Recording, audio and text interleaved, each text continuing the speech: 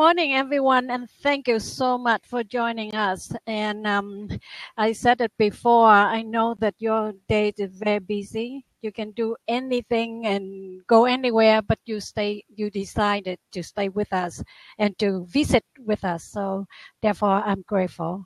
And I just want to to tell everyone that how much I appreciate your presence. And let me introduce to you my amazing co-host, Sabrina Watson. So, Sabrina, tell us something exciting about you. What's going on and makes Sabrina Sabrina? That makes me tick. Well, first of all, good morning, Ha. So nice to see you again this morning. Actually, I've seen you 3 times already this morning because we hang out together quite frequently. And I do have Ha Tran's book. And it is an amazing story, an amazing journey of hope.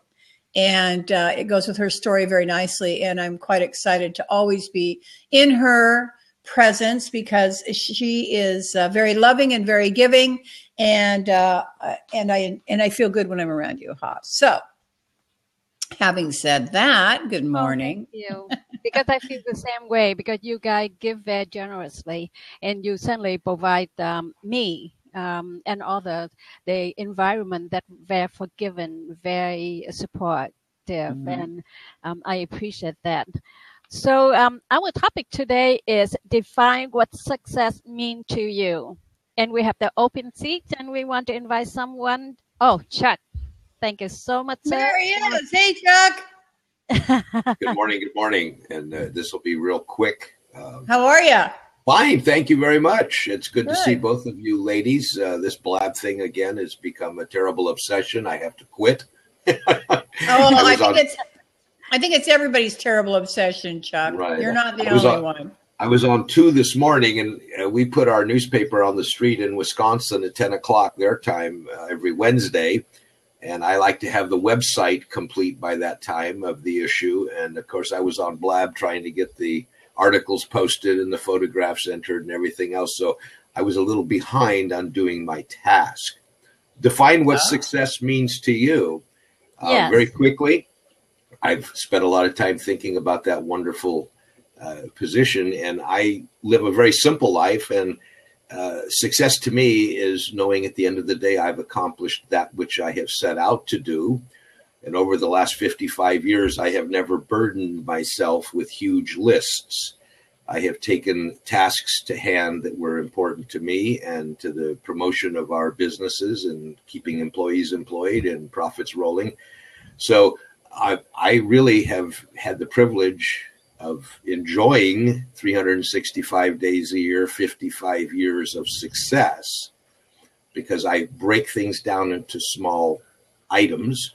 And I personally I feel a great success. Now, that may not show in the car I drive, the home I live in, or necessarily the income, but it has shown in the comfort of life. My wife and I we had goals. And we farmed. So every day you have little things to do each day. And if at the end of the day, when those are completed, you're a success. The crop may not be harvested. We grew a beautiful 300 acres of wheat the year I married Shirley. It was the most gorgeous crop in the world. It was dry land wheat. I had it sold for an awful lot of money. And we had 10 days of hot, dry wind from the north. And the wheat did not make berries, which meant I had a beautiful field of wheat with no wheat. Total loss. The interesting thing was that a success? Yes, because I grew a phenomenal field of wheat. What happened to it was totally beyond my control. So I spend no time worrying about anything that is not within my control. If it's not in my control, I do not worry. I don't think about it. It doesn't affect me or anything else. And so that's a very simple philosophy. It's probably not very popular. I don't really care what other people, we've said this before. I think you've heard me say this, if people don't like the way I look or where we live, we don't care, because we've always been blessed with being surrounded by people of like mind who have helped each other to continue to grow and enjoy success on a daily, weekly, monthly, and annual basis. Are there downturns? Yeah, I had a massive coronary 11 years ago. 4 days you're out, you wake up. Was I able to continue my schedule? No. But I revised my schedule so that I did accomplish tasks each day. So when I knelt down to say thanks for the evening, I accomplished and I was successful. If it was nothing more than walking from the house to the barn, that was a huge success. So we congratulate ourselves. Today's society spends too much time beating themselves up. And that's where we have this plethora of busyness, which is non-productive, the multitasking syndrome, the people trying to solve all the problems in the world in 2 hours. And it's just something that's not necessary. I'm sure that the two of you young ladies have this handled. And I know that each of you enjoy each day personally. You don't have to brag about it. You don't have to tell anybody. You feel successful each and every day. Somebody at the supermarket, they say this, have a nice day. They say it at the bank. They say it everywhere you go, at the post office. Just for fun, turn around and say, well, there's no alternative. That's right. And people then stop and think, and then you can engage them in conversation and explain to them how important they are to themselves, and they should spend time thinking about themselves. I'm going to leave, ladies. Thank you very much for your time. You don't have to leave, Chuck. No, I do. The dog needs a walk. That's a success. Chuck, please do stay. Let me say this. What you are just saying, just brilliant, because success means different thing to different people. Correct. And then, by simplifying your life and to have the level of success that you are visioned and you see that yourself accomplished, just every day, I think that is, I think that's a beautiful thing. I appreciate that, and I credit it to a required reading as a freshman in college. And you've heard me say this. I read Think and Grow Rich, I read The Master Key, and I read The Miracle of Right Thought by Orison Swett Marden, each of whom were mentors to each other going backwards. Charles Haanel was a mentor to Napoleon Hill, and Orison Marden was a mentor to Charles Haanel. And as 17 years old, when you read those books, they were so brilliantly simple to show us how to define our lives, how to be successful. Think and Grow Rich, the emphasis, Napoleon Hill. It's actually a very small synopsis of his main book that he wrote 4 years before, is he wanted everybody to emphasize the think, not to grow rich. But the reason Grow Rich was in that book, it was forced by President Roosevelt, who demanded that he put this little booklet together from his major book. He was on the President's Council of Economic Development after to get out of the Depression. And Napoleon Hill really wanted people to focus on thinking. And you will find that even better described in the book that was recently published that he wrote in 1938, The Outwitting the Devil, which his family refused to allow to have published because it was a bit controversial. Oh, really? Oh, very controversial. Yes. I have some recorded excerpts from that book. And the reason was his wife was a very staunch religious person. And Napoleon Hill was very, very emphatic. One of the things that Outwitting the Devil, he's interviewing the devil. That's the whole gist of the story. And what he says is, that he asks the devil, how is the devil going to conquer the world? And the devil lays it out. It's interesting that what Napoleon Hill wrote in 1938 is absolutely word for word prophetic and prophesized today in our current society in the United States. But one of the things the devil says, I'm going to take over the pulpits. Well, that was pretty scary. Here this guy's talking about the devil and the devil's going to take over churches. If you read the book, you'll understand what the impact was. But his wife, when Napoleon Hill died, would not allow the manuscript to be published. The manuscript then fell into the hands of his wife's niece, whose husband was the president of the Napoleon Hill Foundation. And she, of course, was very staunch in her belief. And, that's wonderful. And finally, everybody died. So in 2011, the Napoleon Hill Foundation charged a young lady to actually publish the book, Outwitting the Devil. And that's not what... Chuck, just a moment. I want to say good morning to Jeremy, because Jeremy just want to have a comment on what you are saying. Jeremy, welcome. Go ahead. Good morning, Ha, Sabrina, Chuck. Good morning. I don't mean to interrupt, but I want to respond to something Chuck said because it resonated with me, and I think it's in a helpful way. But when Chuck was talking about multitasking, I started thinking about, part of being successful is having a singularity of focus. So you're not being distracted and going 20 different directions.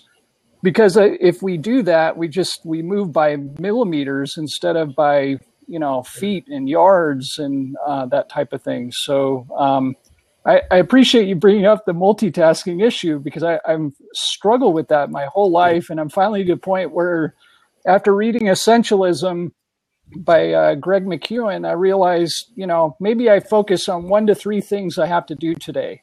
And like Chuck said, I have to complete that list, and that's the most important thing. And, everything else can wait. So I appreciate him bringing that up. I think that's multitasking is something a lot of us struggle with, and it's one of those roadblocks or impediments to success in many cases. Jeremy, it's funny that you say that, because sometimes I base the success of my day on how much of that list I was able to complete. Mm-hmm. And invariably, 100% of the time, I cannot complete my list. Yeah. So clearly I'm doing something wrong. And I guess I make myself a failure every day. No. No. See, in the same thinking. That is thinking.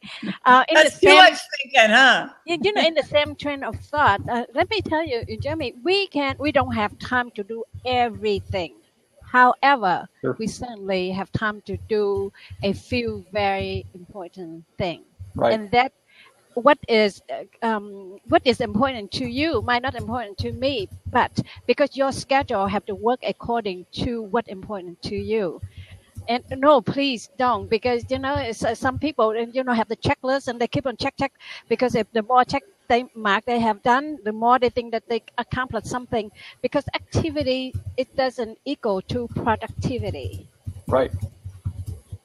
That's very true. That's a great point. I'm not really one of those list makers, partly because I start to focus on how many things aren't completed on it, which, is what Sabrina just said. And that's exactly what I do, Jeremy. Yeah. And I think reading Essentialism and really trying to apply that has helped me realize I have to kick this multitasking thing to the curb, at least to the extent that it impedes whatever success I might have. So, I leave the list to my wife to make, and, I'll make a list of 3 things, but I can't focus on more than that at once effectively. I get spread too thin, and then I don't get anything done. And if nothing gets done, that is a failure. I will admit that, if nothing gets done, it is a failure, unless it's just one of those unusual chaotic days where I don't have control over it. There is secret to that too, Jeremy. I don't know about you, Sabrina and Jeremy, but if at the end of the day and you thinking what you want to accomplish tomorrow, you can have a list of things to do. Okay, in order for me to accomplish something for tomorrow, I need to do this and to do that. And the next morning, you will focus on according to what you have planned to do and follow that plan, because life will get in the way. However, you will make the exception for that, but you need to focus on the task at hand, because like he just mentioned, when you narrow your path, you can go faster. But if you have a path so wide and then you just do the zigzag, or maybe you do some dancing move at the time you go to places, it certainly you might have fun, but to get there, if you have a timeline, you need to follow that. in order for you to get there on time and every time. But having said that, it doesn't mean that you just have to put your head down and just go directly there, because every the journey of the long journey, you have every station. You can stop, at that rest when you must, but you must, get on and keep on going. Mm-hmm. So here's the question of the day. Dear Jeremy, how you define success? What success mean to you? Well, for me, it boils down to, am I moving in the right direction? Am I, focusing on what's really essential and important that's related to my mission in life as I have come to discover it? And again, like Chuck said, that may not be reflected in, what your paycheck is. I mean, there are projects that take years to complete. I'm trying to write a book right now, and I've written 2 chapters out of 10, and it just, I'm trying to explain to my wife, that this is a very difficult While you're process. doing that? Not while I'm doing it. I take a break to talk to her about it. But I mean, I've entered it in a transformational author contest, and the winners of that get offered publishing contracts. So I mean, I've really put this book out there, but it has to be written in segments. Most of us can't sit down and write 200 pages fluidly without taking breaks. And so you try to figure out how much can you do effectively without, diluting the project, or, taking on too much on the side that might impede the publishing of this book that I've decided is fundamental. It's something I want to get published in the next year. So I have to look at anything that's in the way and, move it off to the side if those things aren't as important to me. So, but a lot of my answer would be directional. Am I going the right direction? Am I doing the right things? Am I connecting with the right people? Are the people in my inner circle correct? I mean, I've lost some people in my inner circle. You start moving a different direction in your life, that your networking shifts. And so trying to refine that and make sure I have the right positive people in my life to help me move the right direction and accomplish what I want to accomplish within the very limited time that we have.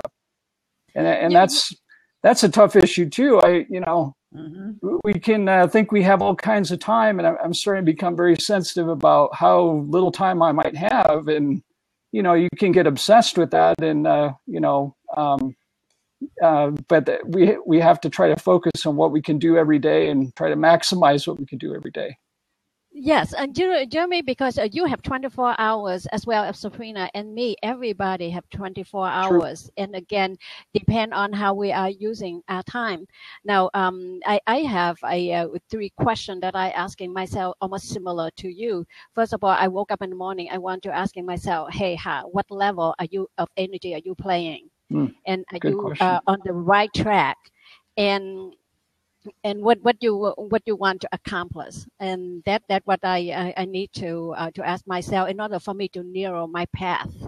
And in regarding to writing, let me share with you my experience. I think that you have to give yourself a block of time and just determine, that like if you put in 90 minutes or 120 minutes, and you just have that block of time, and if you have something that you can write down, then you sit down, you write out. If you don't have, you have to sit there and stare at that blank paper. Right. And then if you're thinking of when you're writing and you want you to write the first draft and ready to go to print, that is too far away from the truth, because you have to write out everything. You have to give yourself permission to write out everything come to your mind, and then you have everything, and then you have to have the schedule for the first draft, second draft, and final draft. Right. Yep. Because if you just want to have a perfect statement, a perfect sentence, perfect paragraph, it won't happen. Yeah. And let's say if you have 12 chapters,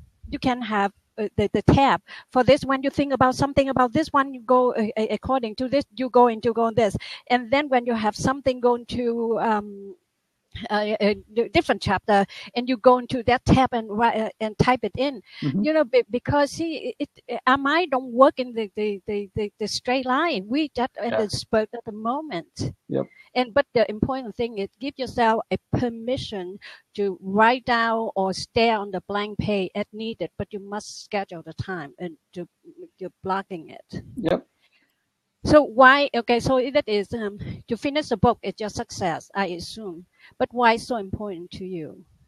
Well, I've really reflected on what my mission in life is, and I've gotten a powerful message back that I don't know, from the universe, that there are so many people struggling with stress, anxiety, depression, mental illness, some combination of these. And then I have unique skills as, an attorney. I've been an attorney for the past 22 years. And now I'm, starting out as a life coach.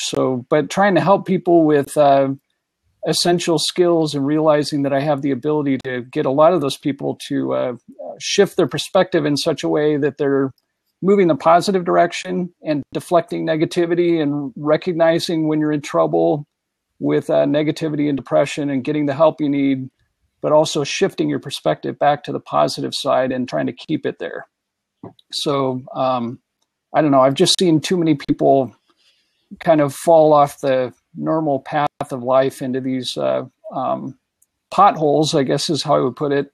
And I can't stand on the sidelines anymore. There are too many people that I love and care about that need my help. And so I don't know, this positivity patrol came to my mind. And so I'm trying to do that on all social media. And the book will go through thoroughly and give people more foundational information as to how they can implement these strategies at, on a simple level and also at a deep long-term level, so that, to take some of the stress off the medical care system is not equipped to handle the demands of people that have anxiety, stress, depression, and mental illness.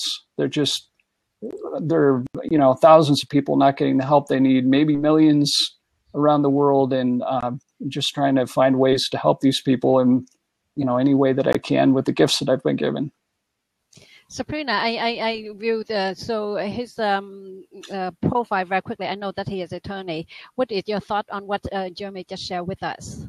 I think that Jeremy's absolutely right. I, however, have a little bit of a different thought on that. I know that the world is having all the difficulties that you're talking about, Jeremy, but I am of the opinion that a lot of that is being caused by the chemicals in our food. So that's a whole nother conversation and a whole nother story.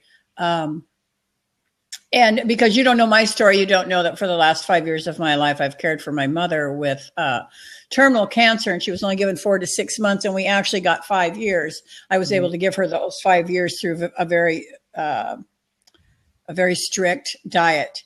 And I've seen the amazing changes that diet has on people. So I applaud where you're going. I think it is needed, and I think that is one of the things that, for me, in my conversation with the universe or my God or whatever you want to call it, is that I have found that I need to be on that positive patrol path just like you. I cannot let the negativity get to me because it's everywhere. It is. It's just everywhere. And it's not stopping. It's everywhere. It's on social media. Yeah. I've quit watching the news. I've quit reading the newspaper. I can't anymore because I feel like if I give that attention, I give that negativity attention, I also give it energy. True. Mm-hmm. So I don't do that anymore. I refuse. Now, having said that, I still have my own struggles within my house because sometimes I am depressed because I feel like this whole caregiving thing is unfair. So again, like I said, you don't know my story, but for the last 5 years, I've had 3 elderly people to care for. My mother finally died of cancer, and I lost her husband in the same day by virtue of the fact that he wasn't my dad. He went away to his kids. So now I'm down to 1, and she's 97 years old, but I've been doing this for 5 years of my life, and I feel cheated. Yeah. So defining, as Haas said, defining what success means to me is kind of difficult because I'm not sure what it is, because I felt like I had these great successes taking care of people, who in the end did not appreciate anything that I did for them. But that doesn't take away the benefits of you doing that, the goodness of the act, whether people recognize it or not, that's still valuable. I guess that's what I'm trying to say. I'm not saying it very eloquently, but I hear that. No. Just trying to give you positive recognition for, there aren't a lot of people that would stand in the gap that many times, especially after going through it once and then to go through it again. I mean, it just, it's really hard. I haven't had that kind of experience. I've lost people that I've loved, obviously, but haven't been the 24/7 caregiver that sounds like you were with several people. So I commend you for that. Well, Yeah, thank and you. then surprisingly that you every time that you see her and she greeting you always with a big smile on her face, and it's so awesome. But let us go back about the gift and the talent. I keep on saying to people all the time, there are no free lunch. You love your children unconditionally, as well as your Creator, your God, loved you unconditionally. However, when He gives you a gift, a talent, there come with the responsibility. Mm-hmm. Just like as a person that you have the talent, the gift, and that your gift and your talent have to pay forward that because He give you for some reasons. See, Right. because if you understand and you have the compassion towards somebody, anguish or anxiety or depression or something, there is a lot of guru out there. They can write a book and they can have the workshop and have everything, but your voice might be resonate with someone. Therefore, you must write that book. And then because you write it as it's selfishly, not to thinking about saving the world, but what is it do to you?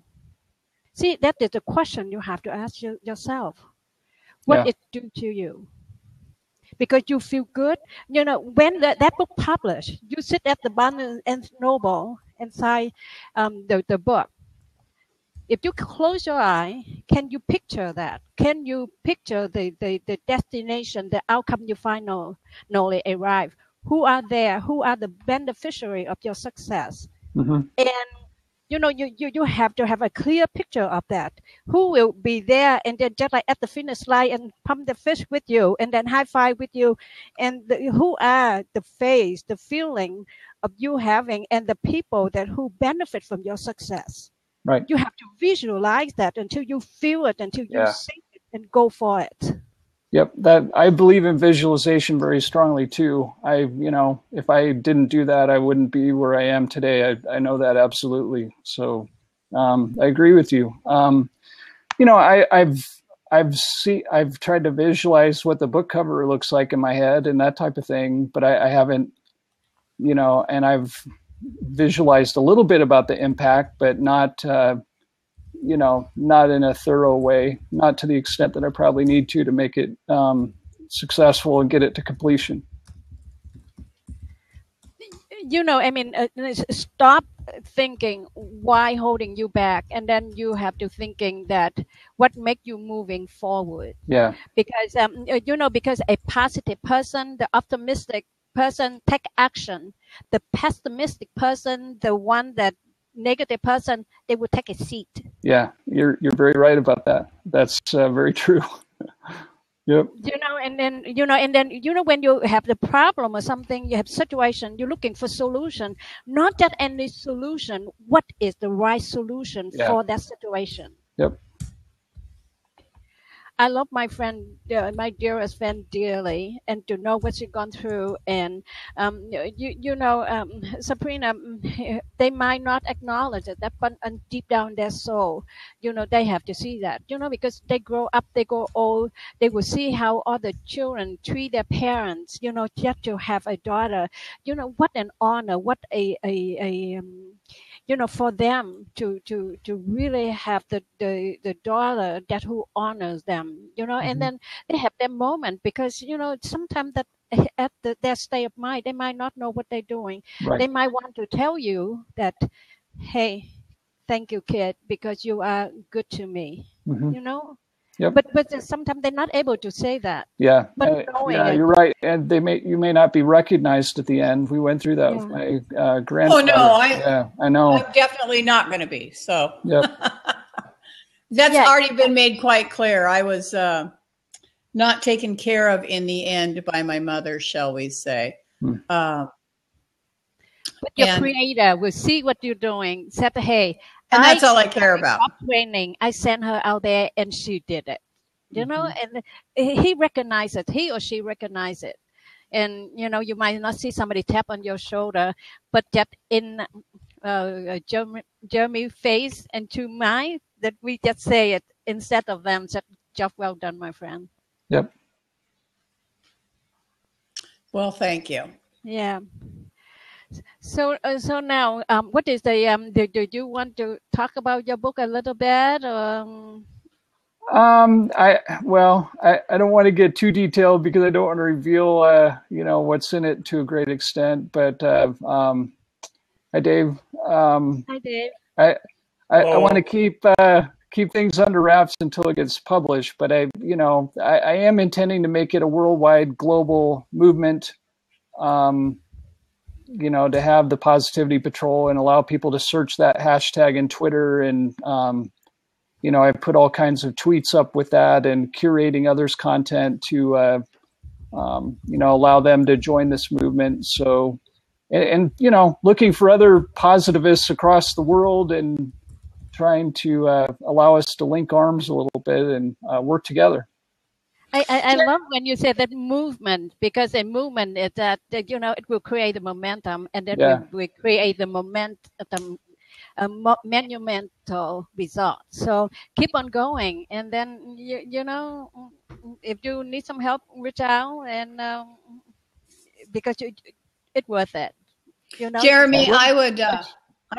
I know that on the recordings, there's none of the chat box available, right? Correct. Okay. So I'm going to put, just because the only people here that are here can see it right now, I'm going to put my email address in the chat box for you, Jeremy. I would love to connect. Okay. Further out and about. I also do virtual networking, so there might be some interesting people for you to meet there. Okay. Hi, Dave. Thanks, Sabrina. Hello, everybody. How are you? Really great.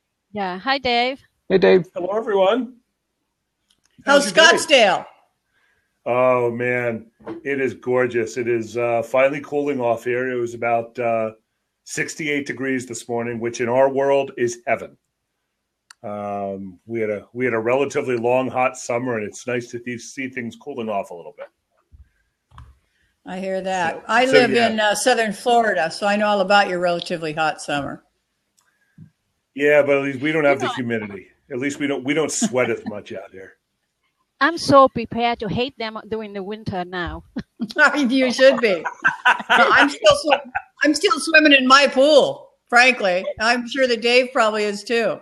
I'm still swimming in my swimming pool. Winter in New England is brutal. Where you live, Jeremy? I live in Lincoln, Nebraska. So in other words, you hate us too. Well, no, I don't. We have pretty good humidity, though. If you'd ever like some of it to be exported, we'd be happy to to mail you some. I know Arizona is a little more arid, generally speaking, than Nebraska is. So anyway, arid. I gotta say, arid would be a good word for it. Yeah. I love my humidity. I love humidity. My skin is nice and soft. And yes, I do sweat when I'm working in my yard, but I don't care. I love my humidity. Oh, man, she rubbed it in now. So all Chuck, I know is I watched a lot of football on Sunday and saw a lot of people bundled up in coats that I haven't owned in 25 years. So, yeah, I get it. Dave, that is so not true. We tell people that lie, and I know you tell people that lie too. But let me tell you something. When you're used to 102-degree heat 8 months of the year, when it gets down to 70, I get my down coat out, dude. My down coat for 70 degrees. Anything below 60s, I'm pulling out my fuzzy slippers. Yeah. Oh yeah, buddy. Oh yeah. You ought to see them. Dave. They're adorable. They're in the shape of bunnies. I'm totally kidding. Well, actually, I bought polar bear paws from SeaWorld, so I'm not kidding. But yes, we can see you, Chow.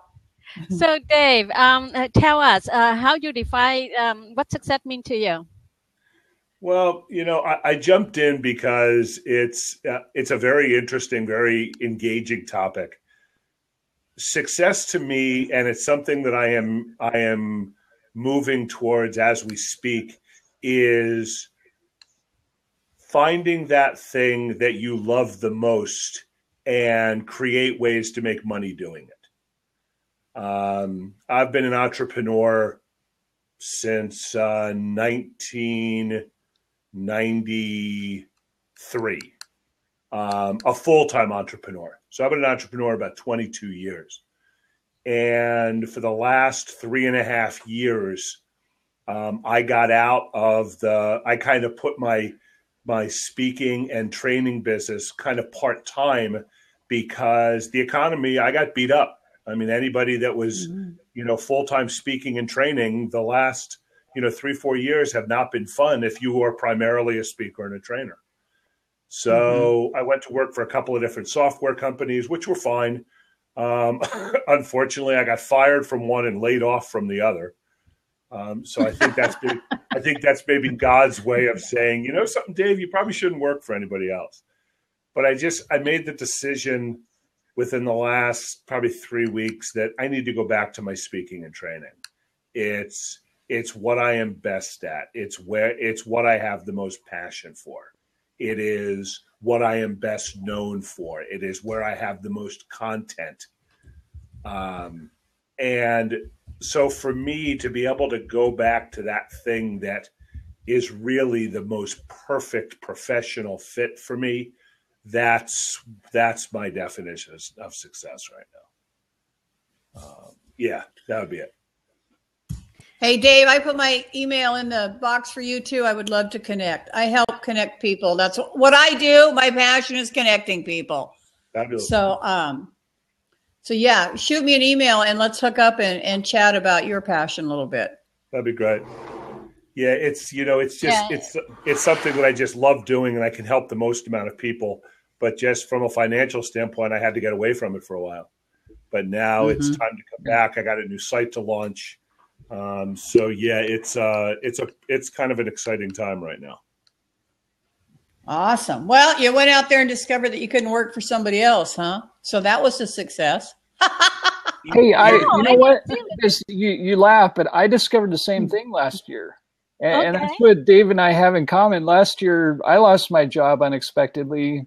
And after a lot of anguish and thought about it, it finally took my dad saying, look, maybe you shouldn't work for anybody else. And I realized, that is true. I have to be independent. I'm just an independent person. I want to control my own creative pursuits and not, I don't want to be in a box except on Blab because that's the shape we have of these. Yeah.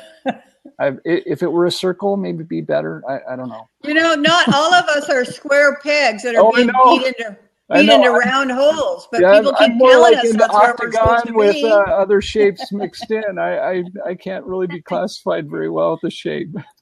The shape shifts.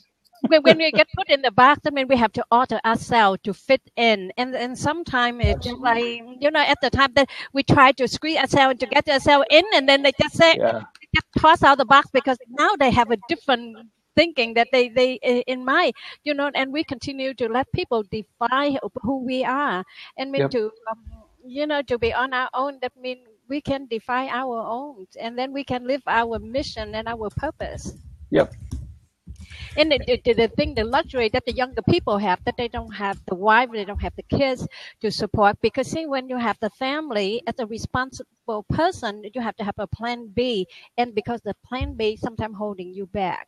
But if you get yourself, you keep on going, and soon enough you will arrive to some place that you needed to.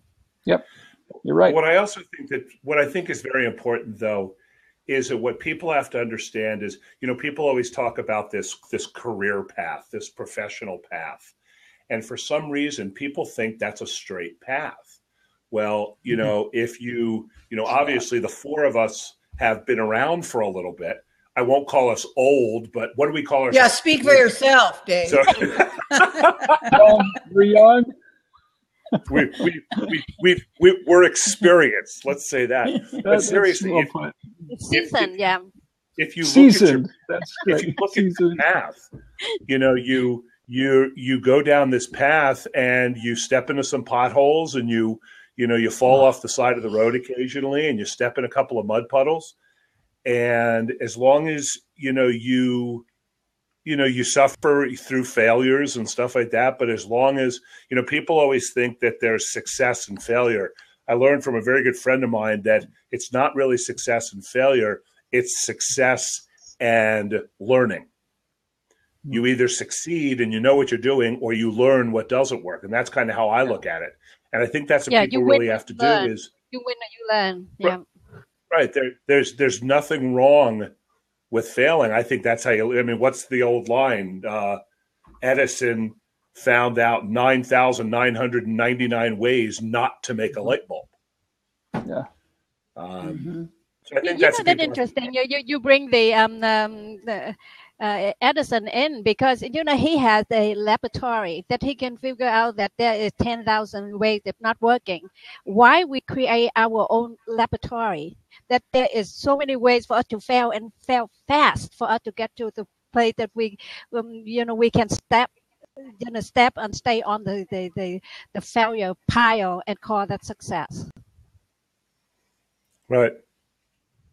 Yeah, I just think it's a matter that people have to. And I agree with what you said about failing fast. That sometimes you just, I've been accused over the last 4 years of people saying that I've tried a couple of different things, and I've done so. I've changed I've changed a few things over the last 3 to 4 years, and I've had people tease me over this. But I know. Sure. Mm-hmm. But at least hi. They say, hi, Sabrina, car parker, web developer, personal coach. What are you doing this week? And nobody's ever actually said that to me, but I know exactly where you're coming from. But what they will say without even thinking, they'll say, Dave, nice to see you. What are you doing now? Mm-hmm. Okay, you get a lot of that. But I don't care. It's a loaded question. Yeah. Just because somebody else thinks there's something wrong with it, at least I know that, okay, this thing, and this thing didn't work. This thing and this thing did work. And this thing really works well. And that's where you're going to go. But I just think people are too freaked out to fail. They control what's controllable, because what other people think about us, none of our business. We just have to prove our point and just, stop telling people what you're doing and just show it to them. Because sometimes people that want to see it. And sometimes the best thing is to shut them out and just get it done and to show the world and show them. Just like Jeremy, when I said, do you want to talk more about book? He said, no, because he just doesn't want to go on the blab and keep on blabbing, but he just want to keep it. And by the time that he delivered, then when, he happened to go to the Barnes & Noble in Boston and they say, hey, hope to see you, I will be at the Barnes & Noble somewhere. And, that is, and then by that time I would just go into his signing book and I just say, I remember when. At the time that we're talking about that, yeah. And I also have to throw in there, the other thing that means success to me is that I can legitimately have my own bobblehead. Okay? This is my own bobblehead. And you want to see my favorite part about my bobblehead? Yeah. I want a bobblehead. How'd you get that bobblehead? Okay. Just want to show you. Hold on. Okay. Do we have to see that? Truth in advertising. I believe in truth in advertising. If you truthfully, there's actually I got these made about 14 years ago, and I had to have them made in the Orient. Had 250 of them made. It was a great marketing idea. But there's places you can go now and get one made for about $70. It sounds like a lot of money, but at least you have a bobblehead of yourself. I want to have that with the long hair and curly hair and everything. Maybe blonde. What do you think? No. I want a bobblehead that looks just like me. Oh, okay. What would be the use of having one that didn't look like you? That would be You want it to look like the younger version of you, right? So that's it, Jeremy. take 20 years off your actual appearance, then we got a product that would sell. He Look hit at the that nail chin. right on the head. Look at that chin. Look at that strong jawline. That thing look was at gone that. a decade ago. Yeah. Where did you get that bobblehead? There's a friend of mine that he's in the ad specialties business, and he had a contact. Okay. He had a contact in China, and they put me in touch with him. They sent me a form. I took a whole bunch of pictures, and it's just been fun. And my kids have them on their desks. My fiance's got one. So when I'm not there and she misses me, she kisses me, and when she's angry at me, she hits me with pencils. So it works for everyone. That's a good way to do it. Yeah, that's it. You know, don't make her have a habit of missing you and kissing. Very true. No. As long as I don't get replaced. Hey, Tony just put in the chat box, you can get bobbleheads at oneminime.com. There you go. Oh, there you go. So, Jeremy, you know, I'm going to check it out. I want a blonde, curly hair and stuff. What do you think? I think you'd look. Oh, oneminime.com didn't work. Tony said there's lots of sites you can search on. Yeah, I think the technology has become so advanced now that, I'm sure that there's got to be dozens. I bet you could go to Vistaprint and see if they have something on there that they do that with. Dave, I think that's a guy's thing. I don't think that we girls, we don't do it. We don't have one there. It doesn't appeal to me. I don't know what it is. I mean, I'd rather get fancy chopsticks from China. That's just me though. So anything I mean, yes, they're funny and all that, but I just can't see myself spending money on it. So I am attracted to anything that makes me smile, Jeremy. Okay. Truthfully. All right, but here's my That's question. fair. Can I say something that might get me kicked out of this blab? Uh-oh. Jeremy might like it. Nice. I'll give you Jeremy nice. might like it. Ha and Sabrina might not like this. Ha, you made the comment that women don't traditionally have bobbleheads. Well, let me explain why. I think that my own opinion. I might not, thinking, just kidding, but I don't think that I want to have one made for myself. Well, let me explain why. I think because bobbleheads always go like this, so they're saying yes all the time.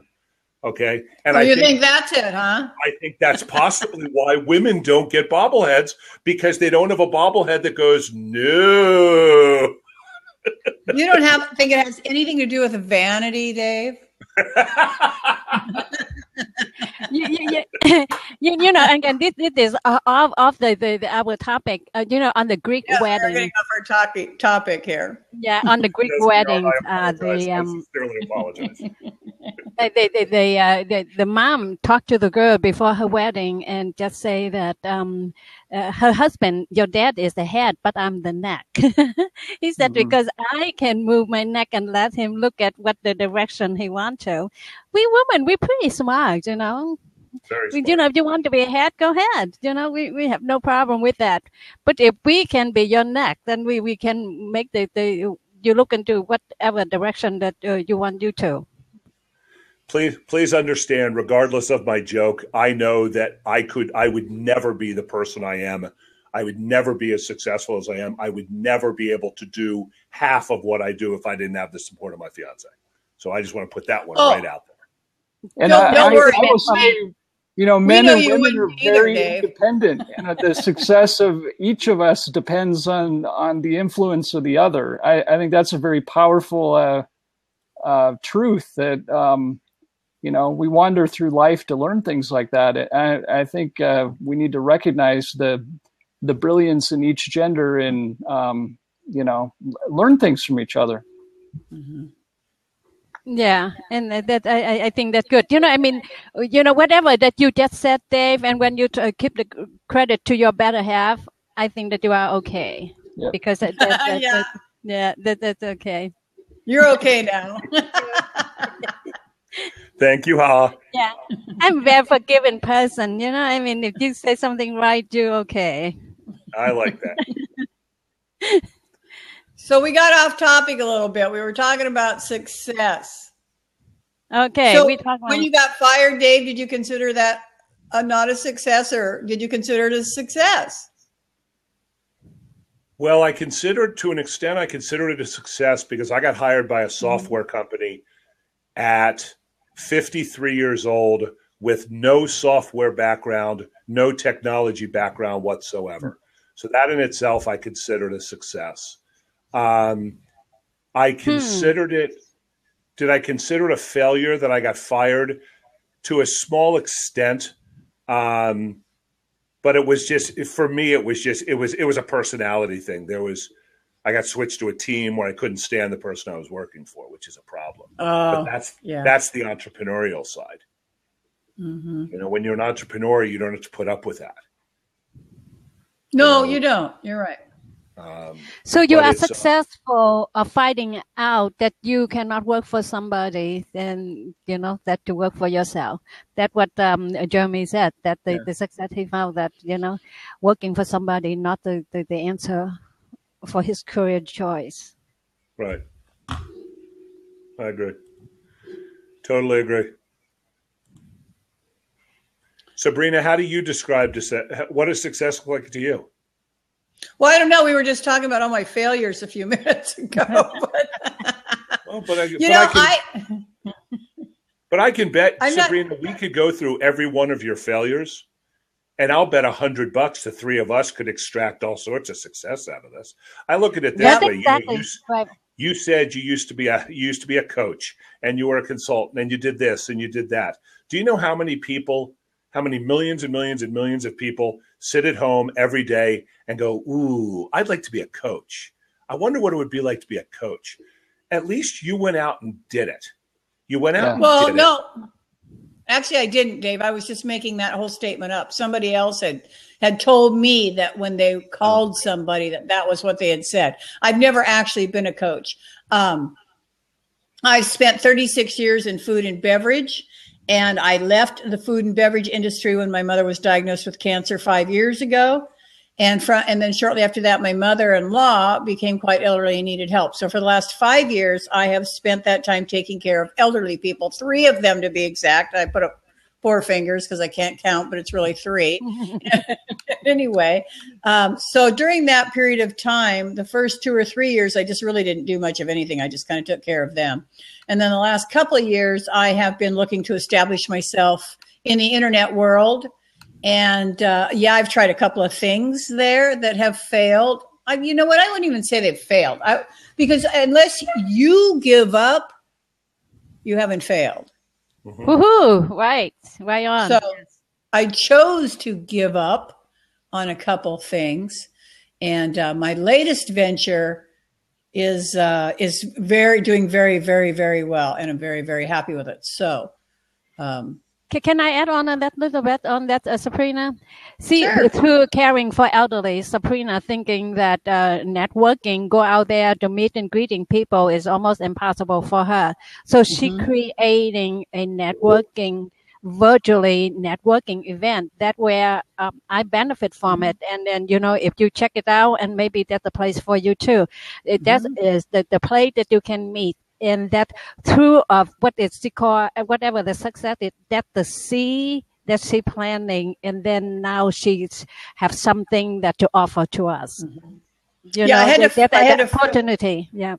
I had to find a way to meet people because I can't leave my house hardly ever at all. So I created my own world to meet people in. It's called networklivvirtually.com, and we have live virtual networking groups there. We have 4 a week currently, and we're expanding. And we use Zoom, where we can it's like sitting around a table and having coffee with 8 or 10 or 12 or 15 of your best friends. So it has worked out perfectly for me. Yeah, do you give them do you give the link, the URL to have people I come in? will, if that's okay with you. I'll put Please my do, link in there. because see, that is that's the genius of it. You know, you can do the networking without leaving your home, and you know, you meet a bunch of people. You can put in, you can do the 30-second elevator speech, or you can give all the information. People can save that information, and at the time that they will contact you, you know, if you resonate with them, and something like that. And I think that the future of the virtual networking will be very promising. Yeah, I'm pretty excited about it. So when we get back to defining what success means to me, I think I find myself with lots of failures, little failures every day, because as Jeremy and I were talking about, I create lists. And since I'm a list builder, I never, ever, ever can finish the list. So I have many failures every day in that sense. But at the end of the day, I think that I am successful in my life. I would like to be financially a little bit better. I currently don't need to work, so I guess I'm okay. I'm not in a position financially to have employment, so to speak. But I would like to have a little more money to do the kind of traveling that I want to do when I want to do it. But, you know, those days will come, right? Oh, yes. Yeah, if that you have in your vision and you keep on going, and you can get off the track sometime, but remember to get back on, because if you have a different destination, you will get there. Because see, I truly believe that we all have hope, and if we're still in the game is not over. Ooh, that was quite profound. Thank you. Hey, I'm going to hop out so that Tony Iverson can hop in. He's got a few things he wants. Folks, I got to jump out too. I got a phone call in 3 minutes. It was a pleasure talking to you guys. Jeremy, always nice seeing you online. I'm sure I'll see you. Sounds good. Good to see you, Dave. Thank you, Dave. So, Jeremy, thank you so much for joining it. And you know, this is Tony. No, I don't think that's it, Tony. Who is? I thought since he had so many good questions, here he comes. I'm just going to let him hop in for me too. No, stay a bit, because I will finish my recording in 2 minutes, and then we just have to open for conversations. All right, sounds good. Sabrina. Oh, okay. Well, Tony, I think's coming in. Tony, I don't know what's happening here. You're looking kind of blank. Okay. Looks like he's sort of here, but he said 1 minute. Yeah. Refresh your browser or something. Oh, there, I think. Why would I want to do that? You look very lovely, sir. Oh, there you are. Hey, Tony. Hey, Tony. Hey, Tony. Oh, I'm sorry. I forgot. I have to play my little intro here. Thank you for being a friend. Remember that. Being a friend. So much for that. And when I'm good hungry, job, Tony. I usually look like this when I'm hungry. But today I'm going to be like this because I already had breakfast and coffee. Good job. Thank you. What are you using? Are you using ManyCam? What are you using? I'm using Cam. Cam? It says it right on my screen. VidBlaster. You're using VidBlaster? Okay. Yes. VidBlaster, because if otherwise I'll just have to terminate you. But that's for Mac. No, boy. PC it's only. not For PC only. See, when I talk to Mac people, I get kind of blue, but that's okay. You know. Actually, we talked about this VidBlaster before, didn't we? Yeah. See, all the other softwares, I mean, you start off with these different things, but we're going to get into success. I posed some questions up there because they're kind of unique in that sense when you think about it. This is as an entrepreneur. I mean, you know, obviously the first question was, how much money does success mean? Some people say, you know, like Jim Carrey, until he made his first $1 million, he wasn't successful. And so everybody has a different value and view on that. That's correct. Yeah. So that one is, either said something that's realistic, like, I'm going to sell $10 at my lemonade stand. And, you laugh at something like that, but try to sell lemonade and out in the public, as a kid do it. And to achieve that monument of selling $1 a cup, it could happen in 5 minutes or it could take 5 hours. You don't know. So in anything you do successfully, you have to prepare yourself for realistic views. I mean, we already know what the sky is because we have a few billionaires in this world that make a few dollars, and they've been fortunate enough, and every one of them will tell you that their goal was not measured by how much money they'd made for success. They didn't even put that in their equation. Their drive was the product or service that they created. That was their drive. Mm-hmm. It just happened to make them a lot of money. That's right. It's a byproduct that. Yeah, because millionaire money is no longer the thing that they talking about, and you are right. Everybody have a different way of interpreting or to define success their own, because they have to base on their own reality. Yeah. But having said all that, let me remind you, Jim Rohn said, you cannot set your goal too low, because if you don't need much, you won't be much. That is a very, it seems to be, when I say that, a lot of people disagree with me. But, you have to have something that larger than you in order for you to excited. You just cannot just say, oh, I get up and I'm going to have breakfast. That's not so exciting. But if just like Jeremy, you just say, you woke up one day and you said, oh, I'm going to see the publisher. That's exciting, right? Yes. So it have nothing to do with, your puny goal mean nothing, because goal have to depend on, or success depend on you and your own reality. If you never make $2,000, when you said, oh, I will make $200,000 this year, that you set out yourself for failure. But the law of attraction just say you think you will receive, but the law of attraction have to come along with the law of action. What do you do in order for you to get that? Good point. Very good point. Hey guys, I have another appointment. I got to jump off. It's nice to meet you. See you Bye, soon. Sabrina. Thank you. Take so care. let me get off the recording, and then we can have further conversations. Okay? Will you stay with me, Tony and Jeremy? Sure. Okay. Hey, before I stop the recording for this segment, to you and the people watch the segment at the later time, I just want to remind you, it is your life, and you are worth to fight for. Live your life with intention. Live your life with no regret. Let your vision guide you, and let your heart lead the way. Thank you.